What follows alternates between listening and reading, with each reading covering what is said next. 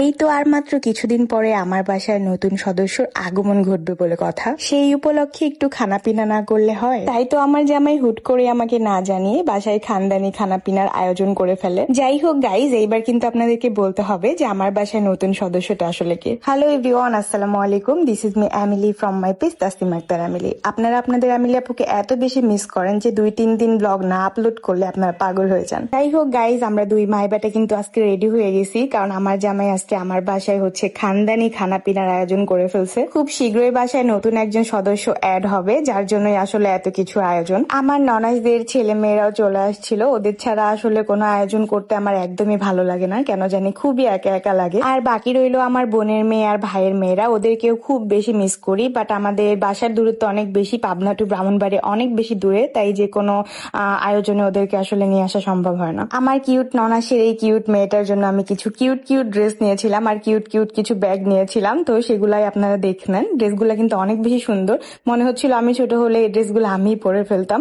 তো ড্রেসের পেজটা কিন্তু আমি ক্যাপশনে মেনশন করে দিব, অ্যান্ড ওর পরে থাকা হচ্ছে মালাটা প্লাস ব্যাগগুলা দুইটার পেজে আমি মেনশন করে দিব। যাদের যাদের ভালো লাগে অবশ্যই পেজ মেনশন করা থাকবে, আপনারা অর্ডার করে ফেলবেন। খুবই রিজনেবল প্রাইসের মধ্যে কিন্তু পেয়ে যাবেন। এদিকে আজকে আমার বাসার খানদানি খানাপিনার সকল আয়োজন একদম রেডি। আমার হাজবেন্ড নিজের হাতে সবকিছু করেছে। সুন্দর সুন্দর কেক অর্ডার করেছিল এই ফেসবুক পেজ থেকে। কেকগুলা এত বেশি মজা ছিল যেটা বলার বাইরে। যারা ব্রাহ্মণবাড়িয়া বাঞ্ছারামপুরের মধ্যে আছেন তারা কিন্তু কেকগুলা বাসায় বসে থেকে অর্ডার করে ফেলতে পারেন, মজার কেক বাসায় নিয়ে খেতে পারেন। যাই হোক গাইজ, আজকে কিন্তু আর এটা বলতে পারবেন না যে আমিলি আপু আপনি এতগুলা কেক একাই খাইলেন। আমি কিন্তু পেজ মেনশন করে দিয়েছি, হোয়াটসঅ্যাপ নাম্বারও তাদের হচ্ছে কমেন্ট বক্সে দেওয়া থাকবে। আজকে সকল পেজ মেনশন করা হয়েছে যেগুলা, সবগুলা লিঙ্ক এন্ড হোয়াটসঅ্যাপ নাম্বার আমি কমেন্ট বক্সে দিয়ে দিব। শুধু কেক না, আজকে ড্রেস থেকে শুরু করে কেক প্লাস খাবার সবকিছু আমার হাজবেন্ড হচ্ছে অনলাইনে অর্ডার করেছিল। তো এই খাবার ঘর নরসিংদী থেকে এই ডালাটা অর্ডার করেছিল, যাদের পেজ হোয়াটসঅ্যাপ নাম্বার সবকিছু আমি কমেন্ট বক্সে দিয়ে দিব।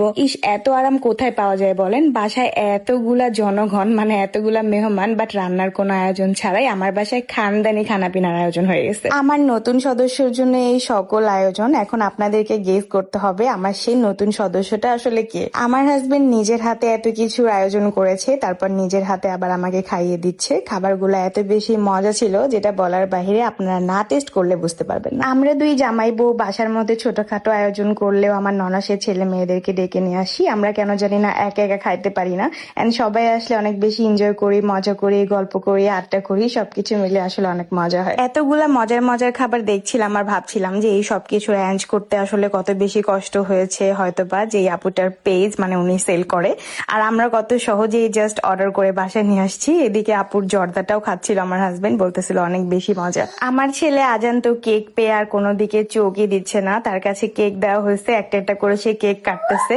এমনিতে মোবাইলে বা টিভির স্ক্রিনে যদিও কখনো কেক দেখে তাহলে বলে মাম্মাম কেক, মাম্মাম কেক, মানে ওর সামনে কেক যতক্ষণ আসছে ও কখন যে কাটবে সেই জন্য পাগল হয়ে গেছে। পরে তাড়াতাড়ি করে আমরা একটা করে কেক ওকে কাটাই, এন্ড একটা করে খাই। সত্যি বলতে প্রতিটা কেক অনেক বেশি মজা ছিল, যেহেতু হোমমেড, আপু নিজের হাতে বানিয়েছে। আপুর পেজটাও কিন্তু আমি মেনশন করে দিয়েছি। যারা ব্রাহ্মণবাড়িয়া বাঞ্ছারামপুরের মধ্যে আছেন, হোমমেড কেক মানে অর্ডার করতে চাচ্ছেন, বাসায় বসে থেকে ভালো ভালো কেক খেতে চাচ্ছেন, তারা অর্ডার করে ফেলবেন। সবগুলা পেজ কিন্তু আজকে আমি মেনশন করে দিয়েছি, এন্ড কমেন্ট বক্সেও তাদের হোয়াটসঅ্যাপ নাম্বার দিয়ে দিয়েছি।